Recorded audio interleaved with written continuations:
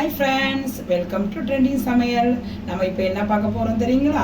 Evening snacks. இந்த 3 முட்டையை வச்சுக்கிட்டு ஈஸியான மெத்தடில் பிள்ளைங்க வந்து ஸ்கூலை விட்டு வீட்டுக்கு வருவாங்க இல்லைங்களா, அவங்களுக்கு இந்த ஈஸியான மெத்தடில் இந்த ஸ்நாக்ஸை செஞ்சு காட்டலாம்.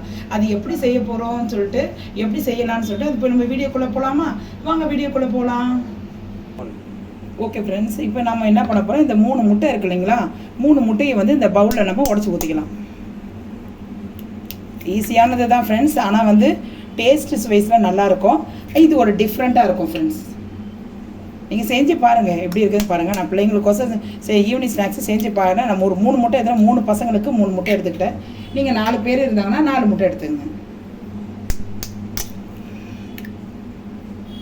சீக்கிரமாக வேலை முடிஞ்சிடும் ஃப்ரெண்ட்ஸ். ஓகேங்களா? இதில் நம்ம என்னென்ன ஆட் பண்ண போகிறோன்னா, கொஞ்சம் மஞ்சத்தூள், கொஞ்சம் கலர் கோசரம். ஓகேங்களா? கொஞ்சம் மஞ்சத்தூள், கொஞ்சம் பெப்பர் தூள்,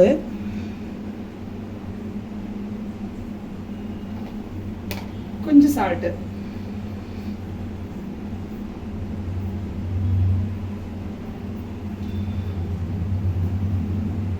அவ்வளோதான் ஃப்ரெண்ட்ஸ். இதை நம்ம அப்படியே கிண்டிக்கலாம்.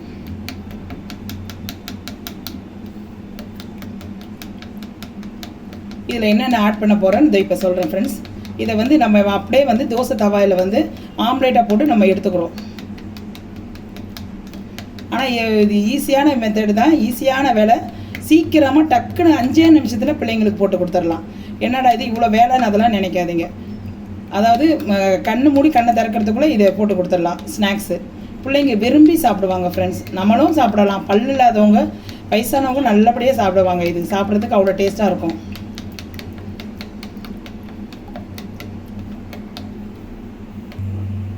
ஓகே ஃப்ரெண்ட்ஸ், இப்போ நம்ம ஒரு தோசை தவாயை வச்சுட்டோம். அதில் வந்து லைட்டாக கொஞ்சம் ஆயில் விட்டுக்கலாம். ஆயில் விட்டுட்டு இது ஆம்லேட் போட வேண்டியதான். கொஞ்சம் ஆயில் விட்டுட்டு அப்படியே ஆம்லேட் போட வேண்டியதான். நீங்கள் மொத்தமாக கூட ஊற்றி போட்டுக்கலாம். நான் சின்ன சின்னதாக எடுத்து இது பண்ணுறேன். நான் சின்னதாக தப்புறேங்க, ஒரு கரண்டி ஊற்றுறேன். சின்ன சின்னதாக ரவுண்ட் ரவுண்டாக வரும், அழகாக இருக்கும் பார்க்குறதுக்கு. பிள்ளைங்க நல்லா விரும்பி சாப்பிடுவாங்க. நீங்கள் மொத்தமாக ஊற்றி கூட நம்ம அப்படியே டைமண்ட் ஷேப்பில் கத்தி வச்சு கட் பண்ணிக்கலாம்.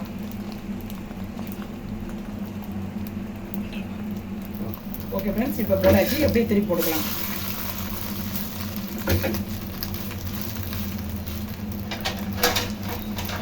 ஓகே ஃப்ரெண்ட்ஸ், இதை நம்ம அப்படியே எடுத்து ஒரு பிளேட்டில் ட்ரான்ஸ்ஃபர் பண்ணிக்கலாம். ஓகேங்களா? இப்போ அடுத்தது ஒன்று ஊற்றிக்கலாம்.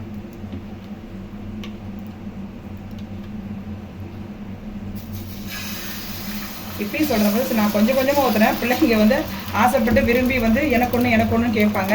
அதனால் நீங்கள் வந்து வேண்டாம், நம்ம பெரியவங்க தான் சாப்பிட போகிறோம், சரி ஓகே இது பரவாயில்ல, நம்ம முழுசாக அப்படியே ஊற்றிக்கிட்டு நீங்கள் வந்து டைமண்ட் ஷேப்பில் கட் பண்ணலாம். அது நம்மளுடைய சாய்ஸ் தான். ஓகே ஃப்ரெண்ட்ஸ், இப்போ இது 2வது போட்டு எடுத்தாச்சு. ஓகேங்களா? இது 2வது எடுத்தாச்சு. இப்போ அடுத்தது இன்னொன்று போட்டுக்கலாம். வேண்டியதான் ஆம்லேட்டு.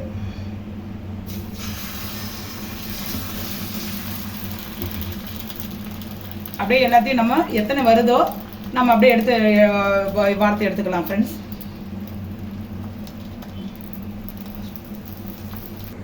ஓகே ஃப்ரெண்ட்ஸ், இதை பாருங்க. இதில் வந்து நான் எனக்கு 3 முட்டையில் வந்து கிட்டத்தட்ட 1 2 3 4 5 வந்திருக்கு. நீங்கள் அதே மாதிரி நீங்கள் ஆம்லேட் போட்டு எடுத்துக்கோங்க. இதுக்கப்புறம் என்ன செய்யணும்னு நான் சொல்கிறேன். இது அப்படியே போய்ட்டு நம்ம ஒரு கடலை மாவு கொஞ்சம், அந்த கோதுமை மாவு கொஞ்சம், அதை கொஞ்சம் போட்டு அப்படியே டிக் பண்ணி நம்ம பஜ்ஜி போடுறோம் இல்லைங்களா, அப்படியே டிக் பண்ணி நம்ம எண்ணெயில் போட்டு வார்த்து எடுத்துக்கலாம். அது எப்படி செய்யலான்னு இப்போ சொல்லலாம். வாங்க போகலாம்.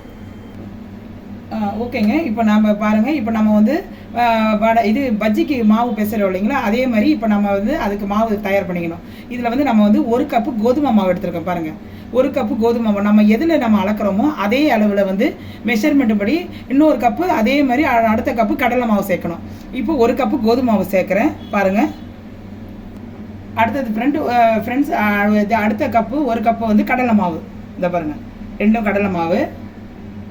எந்த பவுலில் அளக்குறோமோ அதே அளவில் கடலை மாவு. அதுக்கப்புறம் வந்து கொஞ்சம் வந்து இதுக்கு வந்து ஒரு கொஞ்சம் கிறிஸ்பியாக வந்து நல்லா ஃப்ளப்பியாக வரணும் இல்லைங்களா, அதுக்கு வந்து ஒரு டீஸ்பூன் வந்து அரிசி மாவு போட்டுக்கோங்க ஃப்ரெண்ட்ஸ். ஓகேங்களா? அரிசி மாவு போட்டுக்கோங்க. காரத்துக்கு கொஞ்சோண்டு வந்து நம்ம சில்லி பவுடர் ஆட் பண்ணிக்கலாம். ரொம்ப வேணாம் ஃப்ரெண்ட்ஸ். ஏன்னா வந்து குழந்தைங்க சாப்பிடுது இல்லைங்களா, அதனால் கொஞ்சோண்டு லைட்டாக ஆல்ரெடி வந்து ஆம்லேட்டில் உப்பு இருக்குது, அதனால் நம்ம இதில் மட்டும் மாவுக்கு தகுந்த மாதிரி கொஞ்சோண்டு உப்பு மட்டும் ஆட் பண்ணிக்கலாம். அவ்வளோதான் ஃப்ரெண்ட்ஸ். நம்ம இதை வந்து கலக்கிக்கலாம். பஜ்ஜி மாவு மாதிரி நம்ம கலக்கிக்க வேண்டியதான். ஓகே ஃப்ரெண்ட்ஸ், இப்போ நம்ம எல்லாம் போட்டாச்சு. இதில் நம்ம தண்ணி மட்டும் ஊற்றி நம்ம கலக்கிக்கலாம். கொஞ்சம் கொஞ்சமாக ஊற்றி கலக்கிக்கிங்க, ஓகேவா? நம்ம பஜ்ஜி பதத்துக்கு மட்டும் வந்தால் போதும். ரொம்ப தண்ணி ஆயிடுச்சுன்னு வச்சுங்களேன், அப்புறம் வந்து நம்ம வந்து மாவு வந்து ஆம்லேட்டில் ஒட்டாது. தண்ணியெல்லாம் அளவு இல்லைங்க ஃப்ரெண்ட்ஸ், நீங்கள் வந்து தேவைக்கேற்ற மாதிரி கொஞ்சம் கொஞ்சமாக எடுத்து கலக்கிக்கிங்க. கொஞ்சம் திக்காக இருக்கணும் ஃப்ரெண்ட்ஸ், அவ்வளோதான்.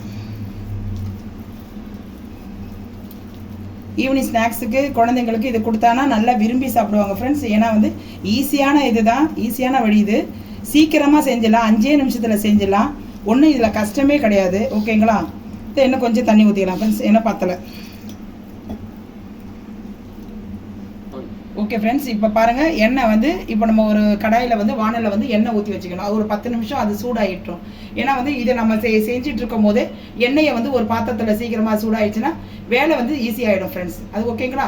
இப்போ பாருங்கள், எண்ணெய் வந்து கொஞ்சம் சூடாயிடுச்சு, நல்லா சூடாயிடுச்சு. அதுக்கப்புறம் நம்ம கரைச்சி வச்சுருக்கோம் இல்லைங்களா, இதில் வந்து நம்ம ஆம்லேட் இருக்கு இல்லைங்களா, ஒரு ஆம்லேட்டாக நம்ம எடுத்து அப்படியே இதில் டிக் பண்ண வேண்டியதான் ஃப்ரெண்ட்ஸ், ஓகேங்களா? அதை பாருங்கள், இதை டிக் பண்ணுறேன் பாருங்கள், அப்படியே எடுத்து போட்டுற வேண்டியதான்.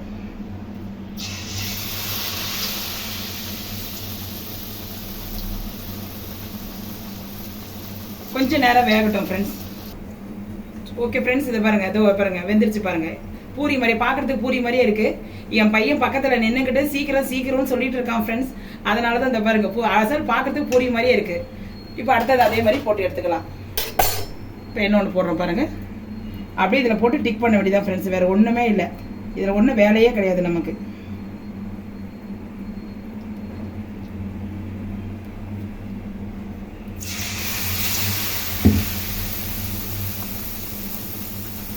அப்படியே உப்பி வரும் பாருங்க. ஓகே ஃப்ரெண்ட்ஸ், இதை பாருங்க, இப்போ அடுத்தது நான் போடுறேன் பாருங்க. அப்படியே நம்ம போட்டு எடுக்க வேண்டியதான். அப்படியே வேற ஒண்ணுமே இல்லை. இதை பாருங்க, இது பண்ணி டிக் பண்ணி அப்படியே எண்ணெயில் போடுற வேண்டியதான். அப்படியே மெதுவாக போடுங்க. அப்படியே பூரி மாதிரியே வரும், பார்க்கறதுக்கு பூரி மாதிரியே இருக்கும். என் பையன் பக்கத்தில் இருந்துக்கிட்டு அம்மா பூரி கொடுன்னு சொல்லிகிட்டே இருக்கிறான். அப்படியே திருப்பி போட்டுடலாம் ஃப்ரெண்ட்ஸ், ஓகேங்களா? அதை பாருங்க, இது குளராது போவாது, எதுவுமே செய்யாது.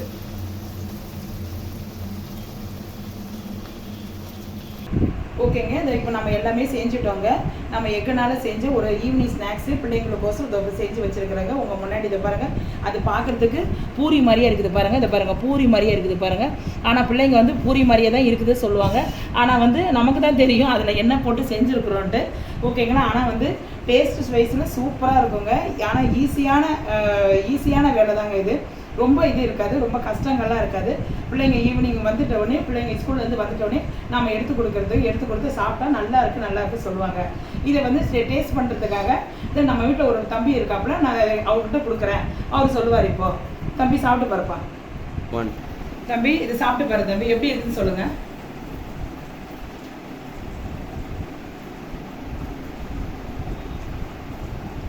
நான் எவ்வளோ முட்டையை சாப்பிட்டுருக்கேங்க, ஆனால் இந்த மாதிரி முட்டை பற்றி நான் சாப்பிட்டதே இல்லைங்க. ரொம்ப பஃபியாக இருக்குது, மொறுன்னு இருக்குது, ரொம்ப டேஸ்டியாக இருக்குங்க. நீங்கள் ஒரு வாட்டி ட்ரை பண்ணி பாருங்கள். நானே ஃபஸ்ட்டு நல்லா இருக்காதான் நினச்சேன், ஆனால் இவ்வளோ டேஸ்ட்டாக இருக்கும் நினச்சி கூட பார்க்கலங்க. அப்படிங்களா? நல்லா இருக்குங்களா? நல்லா இருக்குங்க. ஓகேங்க. உங்களுக்கு இந்த வீடியோ பிடிச்சிருந்தா லைக் பண்ணுங்க, ஷேர் பண்ணுங்க, சப்ஸ்கிரைப் பண்ணுங்க. ட்ரெண்டிங் சமையலுக்கு சப்ஸ்கிரைப் பண்ணுங்க, பெல் ஐகானை அழுத்துங்க. ஓகே ஃப்ரெண்ட்ஸ், இந்த சப்ஸ்கிரைப் பண்ணுங்க, ஷேர் பண்ணுங்க ஃப்ரெண்ட்ஸ், ஓகேங்களா? இதை நீங்க சாப்பிட்டு பார்த்துட்டு எப்படி இருக்குன்னு சொல்லிட்டு பிள்ளைங்களுக்கும் கொடுங்க. நீங்க எப்படி என்ன நினைக்கிறீங்க, எப்படி இருக்குன்னு சொல்லிட்டு கமெண்ட் செக்ஷன்ல கீழே கமெண்ட் செக்ஷன் இருக்கும், உங்க கமெண்ட்டை கீழே போடுங்க. ஓகே ஃப்ரெண்ட்ஸ், பாய்.